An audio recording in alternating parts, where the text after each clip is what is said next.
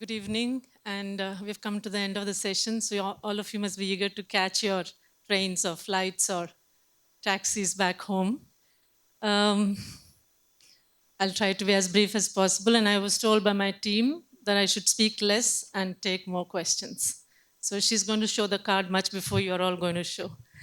Um, it's such a pleasure and delight to be here, and I really enjoyed every session here. Such thought-provoking speakers, panel discussions. There are lots of questions raised and a few answers definitely confirmed, which only means that we have a lot more work to do, and tremendous research sharings and presentations, as well as experience sharing that has happened. I really feel very enriched by these 2 days of participating here. My compliments to LFE and to Flame University for conducting this so smoothly. And in fact, I was surprised that not a single hitch anywhere and not even a few minutes extra. Wonderfully managed. Congratulations. Coming to what I wanted to share today, it's not only about sharing lessons for transformative educational system that is future ready, but also sharing some lessons from my own experience when we implemented certain reforms and drawing from my experience as an administrator. I have two questions, not really a quiz. How many of you actually studied in government schools who are here? About 10 of you, yeah. And how many of you are working in government schools or government school systems? Most of you, I guess, yeah. One more question, just to get a sense. There's no quiz here. How many of you have read this book called The Educated? Yeah. It's a really wonderful, compelling book about the transformative impact of education. She's brought up in a very closed community of Mormon community, that is, I think, Tara Westover. She writes about her own memoir. It's her own memoir, and fighting and struggling against her father's strictures, who doesn't believe in government or any public system, education or hospitals or anything. She really struggles and educates herself, and the whole world is open to her. And I believe that most of us who are working in education, it's good to remember sometimes that there are millions of children out there who are seeking those opportunities and who are seeking that wide world. And whenever we are very tired with dealing with bureaucrats who are very obstructionists, or when all our work kind of comes to a knot and we're in despair, we should remember those millions and believe that our work is making a difference. So let's all continue our optimism. Having said that, I just wanted to share a few numbers which really strike what it means, education system, and the kind of impact and depth we need to work at will be highlighted by that. Uh, not less than 15 lakh schools and probably 26 crore plus children enrolled in our schools, and almost a crore teachers. So imagine trying to transform this kind of a huge education system. Fortunately, we're all working majorly at the state level, and even the state figures are not small. I understand Maharashtra has 7 lakh teachers. Probably Andhra Pradesh has around 3 lakh teachers, and Telangana perhaps has another 3 or 4 lakhs. So it's huge numbers when we talk about it. Um, Globally, if you actually look at what systems are in India, barely around 55% are enrolled in public schools in India, whereas it's 95% or 92% in UK, Europe, US, and Scandinavian countries. I think it's 97%. In terms of schools also, even the largest country, China, has barely 5 lakh schools. We have 3 times that number of schools here. And so there's something for us to really think about. Okay, if you come in terms of actually, in these 5 lakh schools, incidentally, China has 2.93, I think, how much is that? 293 million, 29 crore children enrolled. In terms of investments, we are still around 2.9% of our GDP, whereas China invests around 4.2, and the Scandinavian countries are, I think, highest, some 7.5 or something. Even US invests around 6%. So of course, all our NAPs have suggested that we should go for at least 6%, and it is still a tall order. I hope at some point we'll reach 4 and then probably 5. So in this country of this kind of proportions, to really think of preparing for future, our schools, our teachers, our students, it's really a very tall order. But yes, we need to prepare. And I like what Kashyapi said this morning. There are multiple futures. So there are some schools which are actually in the past. Some are probably in the present, and a very small fraction is in the future already. And the future is here for us to deal with. So it really tells us that how many levels our action must really work at. Um, Drawing from my own experience of almost 3 decades in development sector and in civil services, and unusually for a civil servant, I was almost 5 years in school education, and I've enjoyed every moment of it. And we had taken up so many. I like what you said, morning Seema.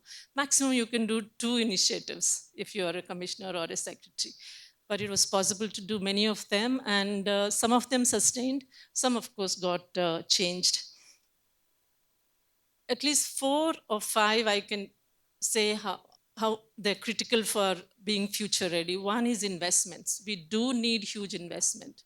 The world UNESCO Future of Education report says, as we talk, US 100 billion per year is the gap in education investment. And definitely India, with its huge child enrollment, definitely probably has a huge share of that. That if we have to reach by 2030 the SDG goals, we need to invest $100 billion plus. Definitely in India, it would be a huge quantity. And from my experience again, in our federal system, maximum investment has to come from state. In the 5 years I was there, the school education budget, just to give you an example, the school education budget was, I think it started with around 16,500 crores to 21,500 crores in those 4 or 5 years, inflation and all. Barely 8% came from government of India, barely. And that was centrally sponsored state schemes like Samagra Siksha or Sarva Siksha. And even in that, 40% was state share and 60% was central share, which means barely about 5% comes. So the investment and the priorities have to be set by the state government. And that's where our major advocacy has to be, and that's the strongest. Morning, Murali Akunuri, chairperson of Education Commission Telangana, was sharing the experience of building school infrastructure. He just joined after I left. He was advisor to Andhra government. All the 5 years I was there, for 5 years we got 50 crores, 10 crores each for school toilets, for maintenance, for whatever. For the new government took a priority and sanctioned in 3 years 6,000 crores for school infrastructure. See, that's how, if the governments set the priority and then make fund available, it is possible. From somewhere else they have taken and done. So investments majorly has to come from the state, and that's where we really need to advocate. And in all those 5 years, the government of India spent barely 1 hour talking to the officials of state government. Some VCs and all happen, but they actually review your, at the project appraisal board, they review your plan for the next year, they sanction whatever is the fund they agree on, and probably a few video conferences, and probably they'll give the policies and frameworks, but the rest of the work has to happen at the state level. Second lesson is leadership counts, and governance is the key if we really want to bring transformative changes.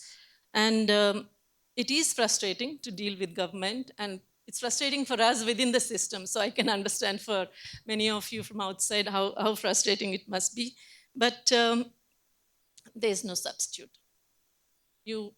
Because government has that scale and ability to really impact at that scale if it's convinced. And as probably Morning Vaijayanti was saying, she always had a presentation ready just in case the leadership changed. She used to go and make the presentation. So perhaps that's what we need to really be prepared for. Sometimes, after everything falls in place, the bottom falls off. The secretary or the commissioner or the minister, or somebody changes, and the whole leadership starts reviewing. In fact, at Center for Research in Schemes and Policies, we are working on early childhood education. In the last 2 years, we've seen 5 commissioners and directors of women and child development. 5 of them changed. I think 3 secretaries changed.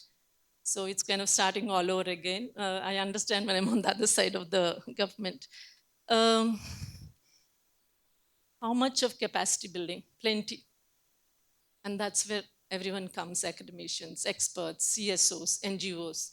There is a need. Unbelievable pressure is there on the government, narrow human resources, and there is a lot of capacity building effort that needs to be done. And any of the commissioners or secretaries, if they're aware, they grab that opportunity to get support from outside to get that one. School consolidation, it's a bad word. It's not politically really appreciated, but we need to do that if we have to really optimally utilize our services. And I think that's an area that we all should advocate. And some governments have done it, and it is very much required if we have to go somewhere and we have to ensure quality of education. The third area is refining pedagogy. I think we've talked a lot about this, but yes, that's a huge amount of work that needs to be done. Uh, Designing curriculum in order to promote future ready skills or ensuring professional training for teachers. I won't go into the details, but that's a critical area. There is system, people within the system, teacher educators, but it is very, again, narrow. So that's where civil society and NGOs and experts can really support the government systems. And I think a huge amount of work needs to be done in early child education. Um, just I heard the earlier two by Jayashree and Dr. John, really very, very interesting, and really pointing out at the most critical need within the government system. Probably if we look at, in my view, vocational and early child education, because the general school education is reasonably going on, but much more improvement needs to be done. The fourth one is teacher. There's lots talked about teacher agency, and providing enabling environment to teachers. We've been having off the discussions at the lunch and breakfast times, and in fact, I would have visited thousands of schools and interacted with thousands of teachers, participated in many trainings. Um, one of from drawing from my own experience is teachers as an agency of change for themselves, improving their own thing. That really, some work needs to be done on that. While it's bureaucracy and others who provide an enabling environment, teachers need to do something themselves, particularly in government systems. In fact, many times teachers say we don't have freedom, there's so much of reporting to be done. It's not that all teachers all the time are reporting. It's not that all teachers all the time are taking photographs of toilets and school maintenance and uploading stuff there. In fact, 70 years, what kind of imposing um, systems have we put in place? I keep asking. There is freedom in schools. I can't think of one serious headmaster going and sitting in a class and observing a teacher teaching. He could belong to a different union. He would not, the teacher union will not accept a headmaster giving an idea. So there is freedom. But how best as a team you plan and support each other in a school environment, that makes a lot of difference, no doubt. Sometimes teachers are drawn into some local campaigns and health programs and inoculations or disaster management. It does happen. But submitting students' assessment performance, that's part of education work. Updating some student marks list is part of education work. True, there are times, I remember one teacher asked me, how many competitions do you want me to hold every week, ma'am? On Deen Dayal Sharma, on somebody. There's so many directions coming that I appreciate. But I think teachers could more actively do something about skilling themselves also, apart from other training programs that we are giving. And there's enormous open source stuff available. So I think, um, believe me, very little attention is given to the students in public education system particularly. They're very on the periphery. It's student teacher service conditions, transfers, postings, promotions, recruitments, eligibility tests, NOCs, I mean, you name it, and so many other things, except maybe student comes into picture only for supply of uniforms, midday meal, and textbooks, maybe conducting examination, but they're not really center of school education. And I think we need to really bring that system change and making them at the center. Equity is an issue. I share the thoughts of Kashyapi when she mentioned that it's a very challenging area, and I don't. It's going to take a long time for us to be future ready about equity. We have not really created that ecosystem on that. And technology as an enabler. Again, a lot of discussion has happened. How, but finally, I just want to say one key point is that this is the school education is such a critical complex area, and collaboration is the only way forward, and collaboration between governments, non-governments, CSOs, philanthropists, experts, academicians, we all have a definite role to play in improving and making school system, education system future ready. In fact, I understand almost 11,000 crores grows into CSR funding goes into school education alone, and sorry, into education, and out of that I think some 35% goes into school education. It's good to work at school level, 50 schools, 100 schools, morning Sima was saying, but then how many pilots can we do and how much time do we lose? We really need to think in terms of scale, and obviously it's not possible for one organization or one district. I think we all have to come together. CSR and organizations and NGOs and CSOs have to collaborate, plan at scale programs, and work with the governments and nudge, advocate, push everything, every kind of tool in the box we have to use, and ensure that. And I think we're already on the path, and there's a critical mass that's building. If LFE is doing such great work in Maharashtra transforming teacher education, and CSF is doing in UP and other areas, and so many other players, Akshara is improving math levels across the country. So many CSOs and NGOs are doing, and I think that's the way forward, that we really need to join our forces, join our resources, join our teams, and then make a greater impact. I'll end here. I'll take more questions. And sorry, Manisha, I think I still went beyond what I planned. Uh, thank you very much for giving this opportunity, and wonderful interacting with all of you. I'll be happy to take some questions if you have any.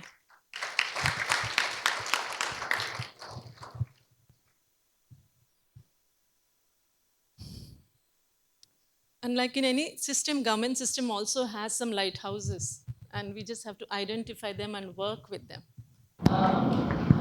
Definitely results will come, whether it is at the state level or at the mid level. Yeah. I really resonate.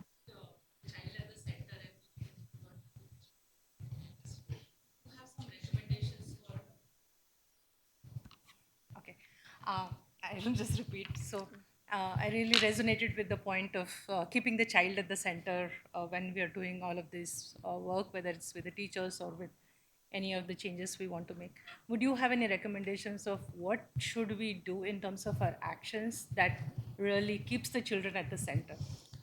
Because many times it's the philosophy that we all agree with, but when it comes to making decisions or taking specific actions, that doesn't really happen. So would you have some You've recommendations for that? seen those slides Jayashree ji has displayed about MGML, multi-grade, multi-level. It's one key area that we need to work. That there are children across different levels of learning in the same class. So we have to identify those specific things and give that kind of support, or teach at teaching at right levels, what Pratham is doing. These are the kind of things that are really keeping the child at the center. Or assessments that we're doing and trying to find out more information, and kind of educating the school systems about where they are and what kind of support needs to be done. So that is the level that we need to go. Yeah, madam. Yeah, can I? This- Madam, first of all, thanks for all your thoughts, what you just shared. So this my it's not a question, it's just thought I just want to share. Ki, it's on the NGO side of it.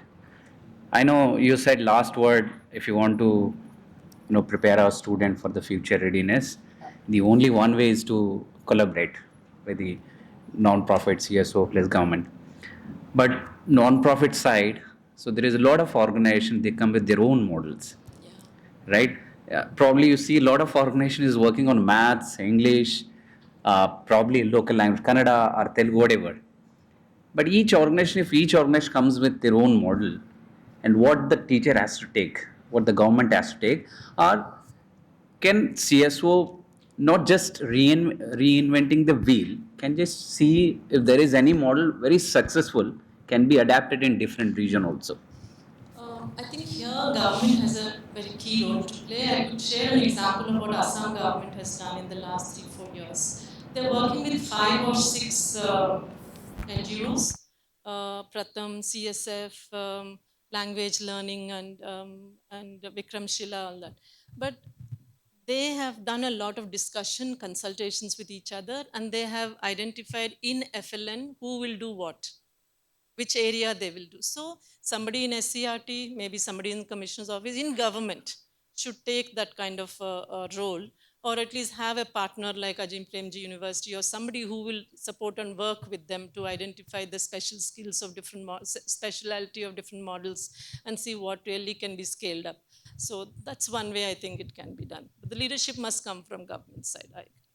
Yeah, so I understand because I completely agree on the NGO side also because there is no one size solution for. Yeah. I completely agree, but when we also see if there is an scalable model where there is Yes, an right, definitely. so if organization can take that model and implement it in other geography, can be scalable. It will. That's true. Yeah. Yeah.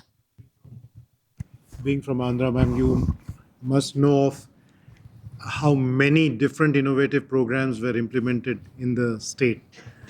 In fact, Upender Reddy, the director of SCRT, would often ask me, "Why is it that those don't survive?" My question really is, uh, how would you suggest now a way to establish a kind of system memory of what has been done, say in the 1990s and 2000s and so on, so that uh, children don't lose out on all the gains that were actually accrued over the period of time. So system memory.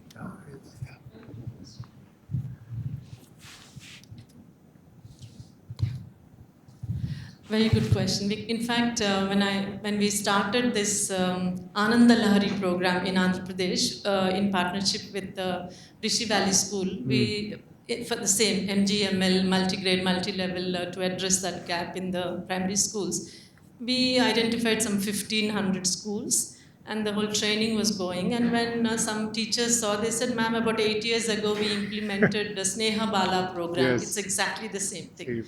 So yes, institutional memory is not really taken care of within the system, but kind of documenting best practices and then referring to them, and I think that's the only way. I personally think I so think that we don't repeat the same thing again. And if there's a way in which any decision maker, like a protocol before deciding on anything, is able to quickly refer to all the good stuff that has been done in that state, it would it be will make good. their life so much Absolutely, easier. So with absolutely, no. technology, perhaps that That's can the be done. sane way of doing. Yeah. But you don't really believe all bureaucrats are sane. We're all too eager to complete, to do, get on, jump on, and do some activities. That's all. But yes, that's the sane way of doing. I agree with Madam, here. you. So every year, government is taking some initiatives and programs in the part of teacher education. In the same manner, for higher authorities like MEOs and DEOs, for good management purpose, for good smooth running purpose. So we are not able to understand what are the programs government is initiating for better administration purpose. Good point you're saying. There's absolutely necessary. That's what NEPA does for deputy EOs and DEOs and block education officers. They design leadership programs for planning and administration. And they also have this school leadership development program for all headmasters, basically those who are actually administering schools. Some of them are very good modules and very helpful. We had done around 600-700 all MEOs and deputy EOs we've done. We've also utilized the services of Heartfulness Institute. It is based in headquartered in Telangana. I am from Telangana only. Actually, from it's, Yes. it's headquartered in Telangana, but we also utilized it in Andhra Pradesh. They actually start from that whoever we are, wherever we are, we should work from our heart, and that's when our best results come. So that, along with actual content based on their requirements for leadership for specific areas. You're absolutely true. Many times we leave out these actual administrators who are supposed to facilitate and support the teachers. Uh, we should do all these programs. Thank you.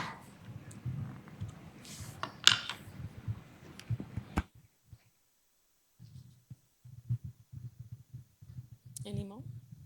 Yeah. Namaskar, ma'am. Thank you very much for your insights. Now, in one of your points, you said investments are necessary and the major burden of funding is on states. Now, I understand in a federal system, states ought to get that autonomy. But then ultimately, if in our constitution, education is in the concurrent list where both can decide, can legislate on. Why is there no equal responsibility of the union government? You said just merely 8% is coming to the states from whatever it is. So, should that also be considered that the union government also should help states in some manner? Union government can give, but I doubt if maybe 8 can become 15%. But beyond that, I don't think union government also can give. These are first, other than northeastern states, northeastern states get 90% of their funding from government of India. And government of India has other schemes also, like for higher education, universities, central universities, and all they fund. State doesn't fund. State funds state universities. And many of them are self-financing courses. So, but for school education, the major cost is teachers. Even in this 17,000 or 20,000 crores school budget, I think 87% goes for salaries. So very little is left for actually quality work. But I don't think central government can really take, and there are other sources of revenue for the state. And Financial Commission has actually devolved a lot of financial powers to the states also. No? Collections also go to the state. So it's the state government. From seeing the trend of it, it's the state government that needs to be the major investment. Got it. And prioritizing also is the state that can do. Say for instance, Meghalaya government, ICDS project is there across the country for early childhood education. But Meghalaya and I think Punjab and Haryana also, they have preschool in most of primary schools, I understand.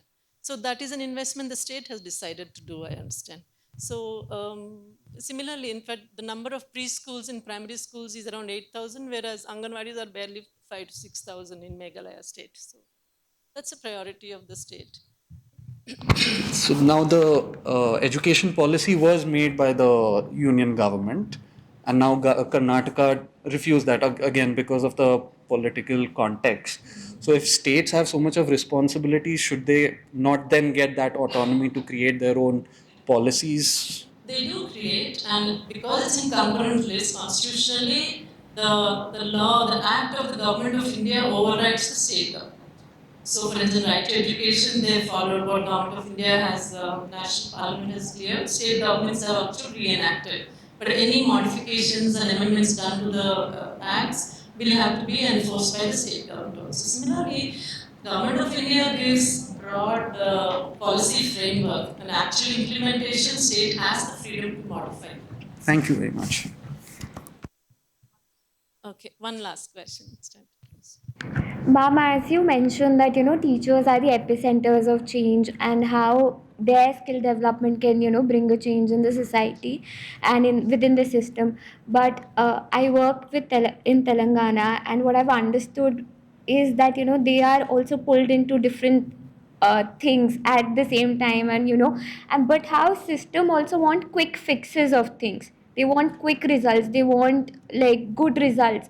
So over there, implementing something, any kind of implementation, any kind of project would take a lot of time, which is why they're not able to put that in the classroom. So that just poses as a challenge of even if they are developing their skills of classroom, suppose classroom participation, how to engage children, behavior management, those things are like they can be observed over a period of time. But You're absolutely right. yeah. There are kind of external compulsions demanding a lot of their time. They do lose out for non-teaching jobs. That is a given scenario there. Um, so within that, how best can we handle? That is how we should try. I think. I mean, we don't have the best of resources. Similarly, whether you're when you're managing an administration, also your resources are limited, but you have to prioritize and use and plan your own. That's all the more reason why teacher really needs to plan her teaching activity, plan her teaching learning material. So, but yes, I understand that, and there is that kind of a challenge for the teachers. Yeah. Okay. Thank you. Thank you very much.